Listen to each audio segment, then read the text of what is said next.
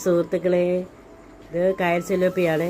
അതിൽ ഞാൻ ഉള്ളിയും സവാളയും എല്ലാം കൂടെ ഒന്ന് വഴറ്റി പേസ്റ്റും ഇതെല്ലാം ഇഞ്ചി കുരുമുളകും എല്ലാം അരച്ച് ചേർത്തത് ഞാൻ പെട്ടെന്നത് ഇലയ്ക്കകത്തത് പേസ്റ്റും എല്ലാം കൂടെ തേച്ച് വഴി ഒന്ന് മടക്കി ഇലയിൽ മടക്കി അതെല്ലാം റെഡിയാക്കി വെച്ച് പേസ്റ്റും ഒക്കെ അരച്ച് എല്ലാം റെഡിയാക്കി അത് വെച്ചു.